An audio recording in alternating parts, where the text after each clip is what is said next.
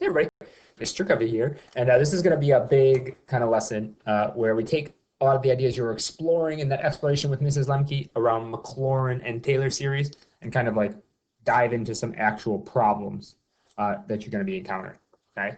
So as a reminder, if you have a function, you can write, it's any function you can think of, you can write a polynomial that approximates that function. It kind of looks like that function, okay? And you can do that by following this pattern. Okay, so this pattern involves writing a polynomial. You got an x, you got an x squared, you got an x, and the coefficients are made from a combination of derivatives and factorials. And those give you the correct coefficient to get a polynomial that very closely approximates your original function. Okay? You can have up to x to the first, in which would be a first degree. You could have a second degree, a third degree, up to x to the fourth degree Taylor polynomial. Okay, depending on how many terms you want to use, more terms is better. If you have more terms, it's going to more accurately approximate your function. Okay? So here's three functions we're going to be talking about all the time: e to the x, sine of x, cosine of x. Mrs. Lemke talked about e to the x and cosine of x a little bit, but I want to just go through this process again. It's going to take a little bit of time, but of pretending like you don't know that from the last video. Okay. I want to go through the process of how you would write the Taylor polynomial for e to the x. Well, it follows this pattern. This pattern involves knowing the derivative, second derivative, third derivative, etc. So first, you would take your function. You would take a bunch of derivatives.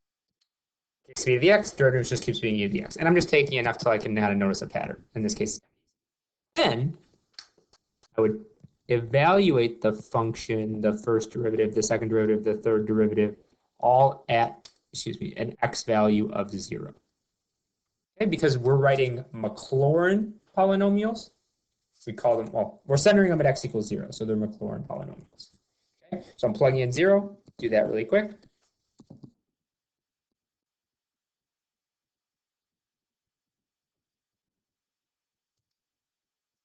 Get it all once. And the last thing is to take all of the pieces and just fit them into this form. This is the key form to know. So how do you approximate e to the x using a polynomial? Well, you can write a Maclaurin polynomial, a Taylor polynomial centered at 0, and it follows the form f of 0. So again, we're kind of looking up here, plus f prime of 0 times x divided by 1 factorial.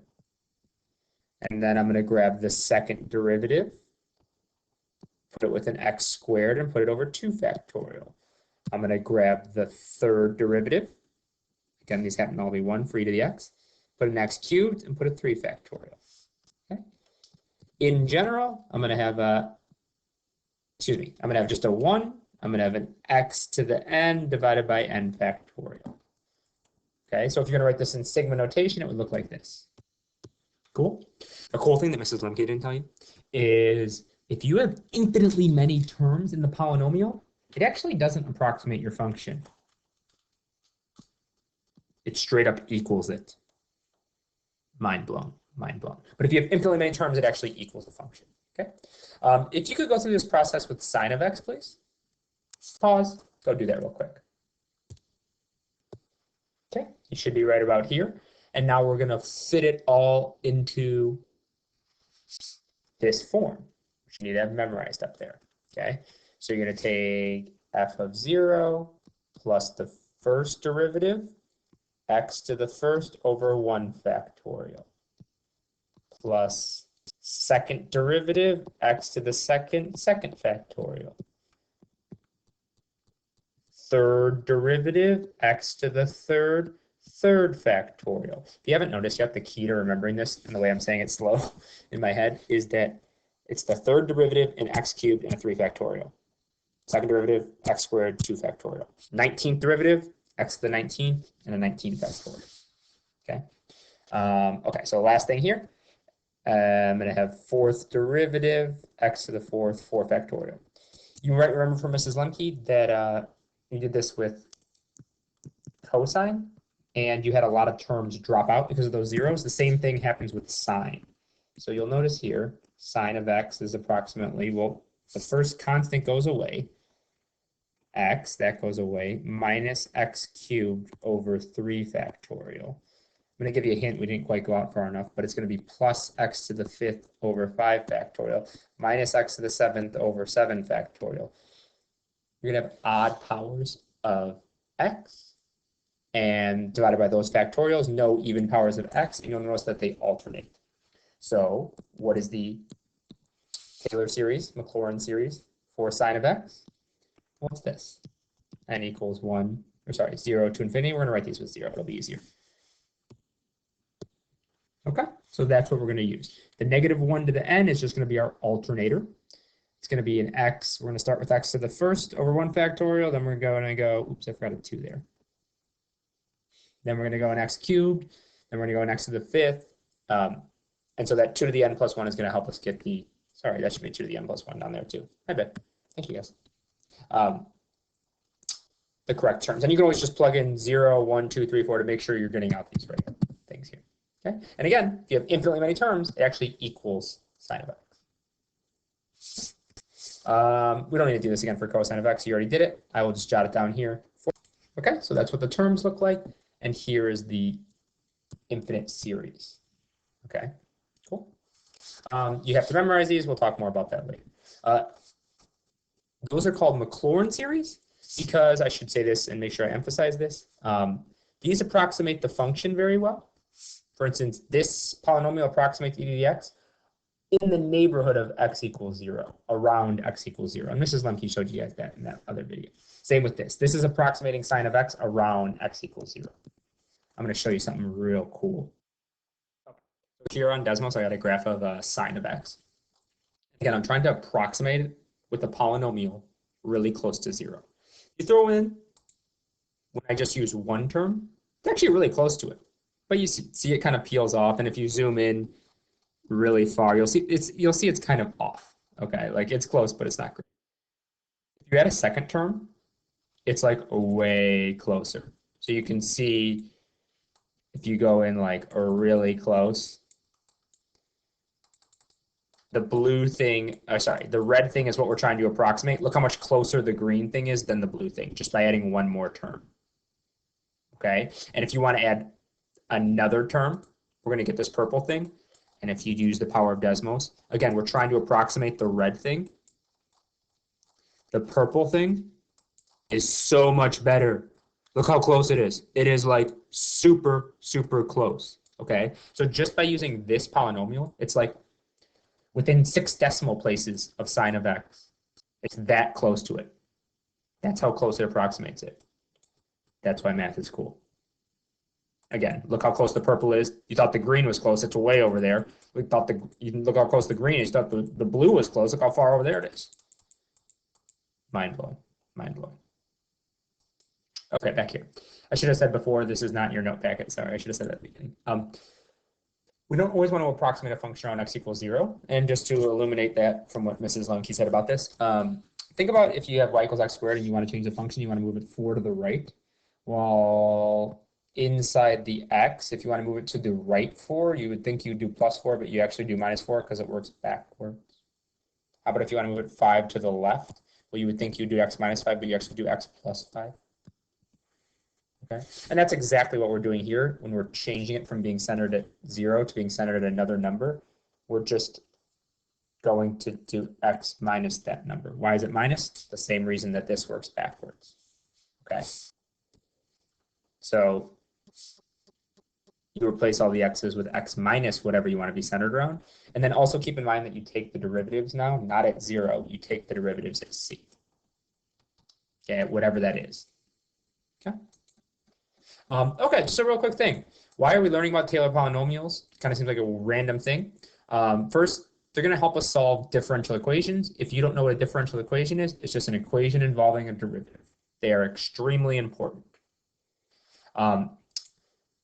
It's going to help us with physics, and this is actually directly connected to this, because in physics, a lot of the problems you're solving are actually differential equations, and Taylor polynomials are going to help you solve them. It helps us with some limits, because finding the limits of polynomials is easy. Okay? And so switching a function to a polynomial is a cool thing to do. And then it's important in complex analysis, which is kind of like calculus with imaginary numbers. Not this course, something you'll take in college.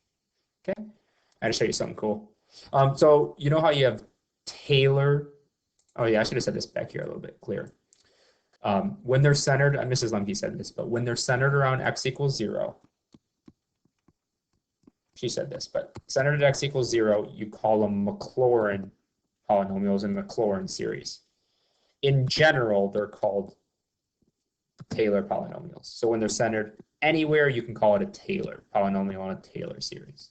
Okay, I just want to show you the guys that these are named after because it's cool. So there's Brooke Taylor, pretty standard guy, got a little headscarf, looks pretty cool.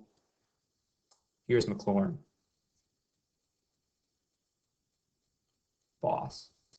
Look at that hairdo. Respect, right? All right, moving on. Just one other thing I wanted to say. Why does it have to do with derivatives? Basically, you're trying to match all of the curves of the graph.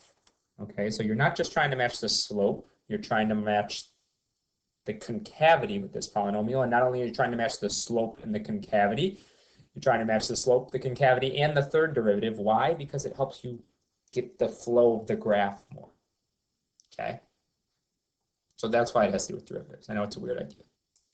Okay, I want to jump into your packet. We are on page 21, and I actually want to do some problems now. Okay, so this might be a problem you'd encounter. Find the fourth degree Maclaurin polynomial for ln of x plus 1.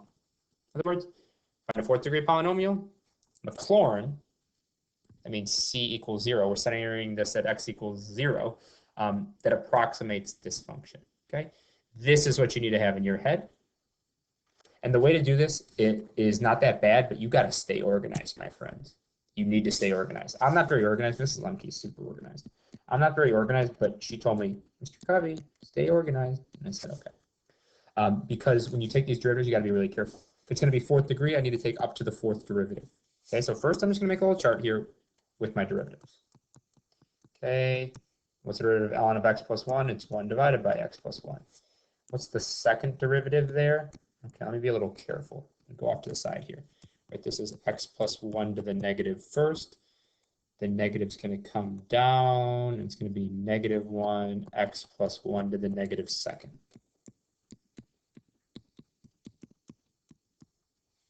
Okay. Starting to get sloppy here. Third derivative. The negative's going to come out there. So I'm going to have negative 2 times negative 1. So I'm going to have 2. And I'm going to have an x plus 1 to the negative third. And then I'm going to have a negative 6 for the fourth derivative. X plus 1 to the negative fourth. Cool.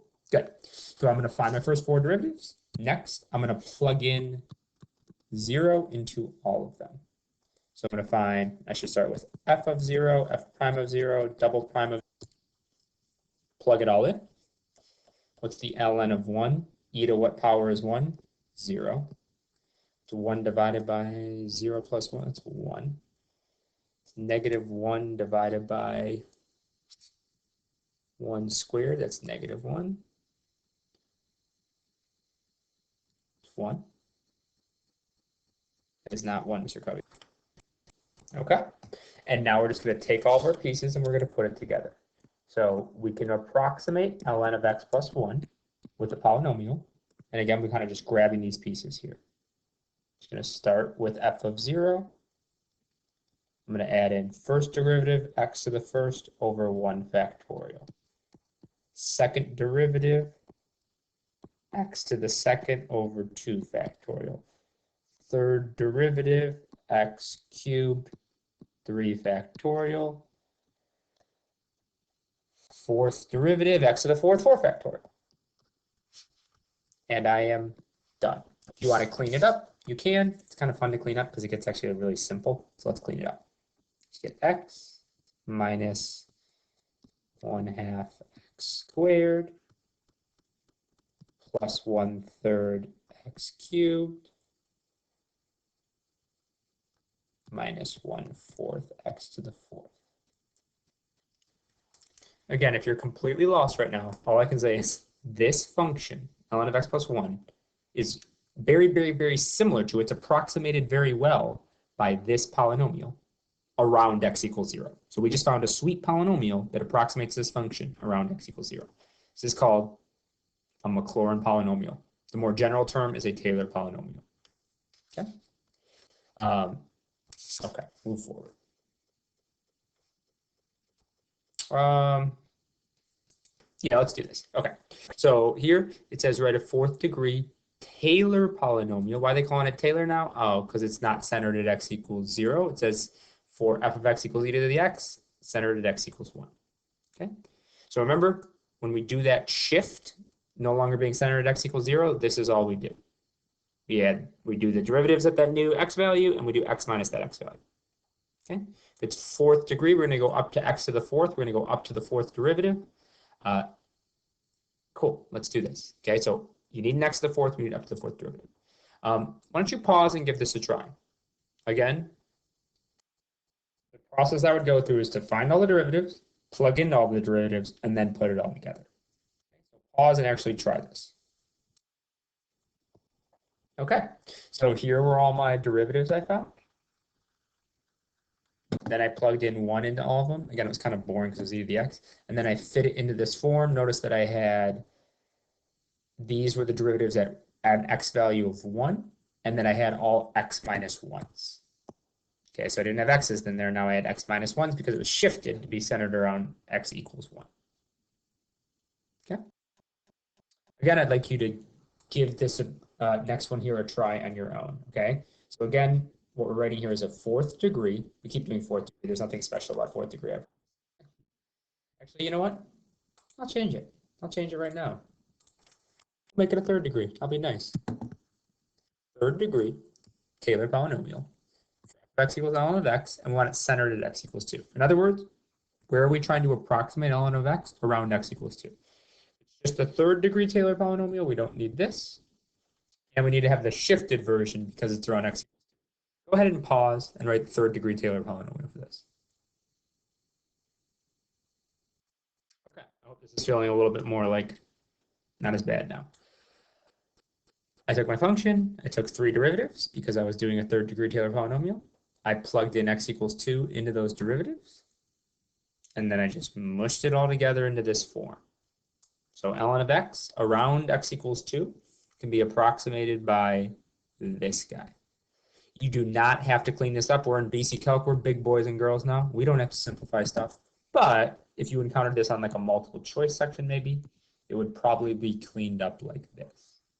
Okay, but this is totally fine to leave. And in fact, there's some times when it is helpful to leave it like that. Cool. Okay. Thank you for sticking with me. I know this has been a lot. I just want to do one other thing. Okay. I want to do, actually, I want to do 2 other problems. I lied.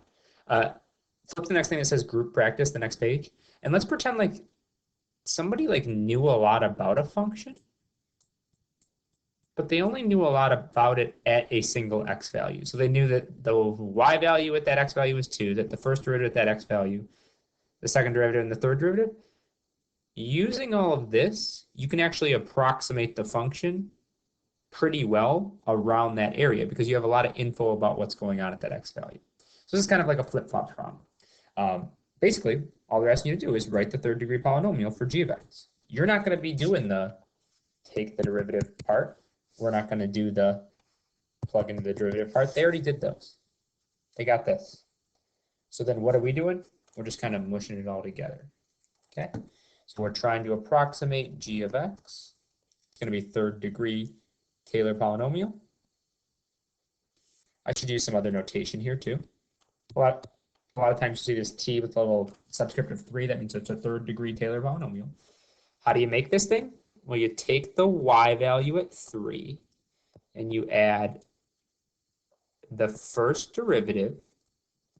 It's centered at x equals 3, so we're going to have an x minus 3. First derivative, first power, 1 factorial. Second derivative, second power, 2 factorial. Third derivative, third power, 3 factorial. I'm saying that slow because I always say it slow in my head to make sure I'm kind of fitting all those pieces together right. Okay, so this one's actually kind of an easy problem because we didn't have to do any derivatives. They gave us all the information we needed, and we wrote this third-degree Taylor polynomial that approximates some function g. What we haven't discussed yet is like, why would you write a polynomial that approximates a function? To approximate a function. So now that you have this Taylor polynomial, we could approximate what g of 3.1 would be using this polynomial. In other words, we could get a guess for what g of 3.1 is by figuring out that the Taylor polynomial gives a y value and saying it's close to that y value. So we're going to approximate g of 3.1 by just plugging in here. Just throw that in your calculator. I got 2.445. Please keep 3 decimal places or I will cry. Okay, cool. One more thing I want to do, flip the page. I want you to go ahead and try and do this third problem here. Okay, find the third degree Taylor polynomial where f of x equals sine of x centered around c equals pi 6. Go ahead and give that a try. Pause, give that a try. Actually, I'm going to say one thing first, or if you're back, that's fine. I know what you're thinking. You're like, wait, didn't we just like do this for sine of x already? This changing of sine of x to be centered around pi 6 throws everything out the window.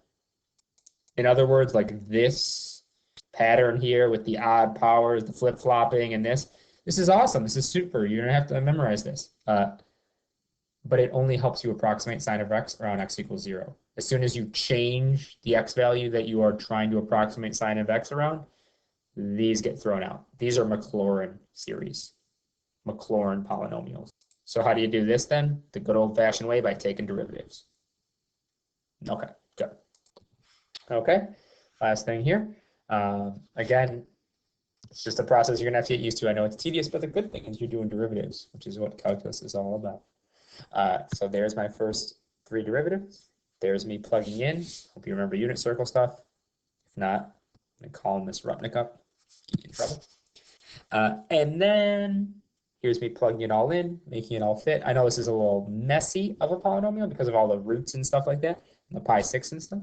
But that polynomial is the third degree Taylor polynomial that approximates sine of x very well around an x value of pi 6. Oh, I want to say one more thing. You know how that approximates sine of x really well around an x value of pi 6? What happens at pi 6? In other words, if you actually just plug in the x value that you're centered around, what happens? Well, that becomes 0, so this guy goes away, and this is 0. It actually gives you the correct y value. Which makes sense because if you're approximating a function around an x value, at that x value, you should be able to hit it perfectly. Okay, cool. We're going to do lots of practice with this stuff. We're going to come back to it again in the spring too. Don't worry. Thank you guys for watching. That concludes this video.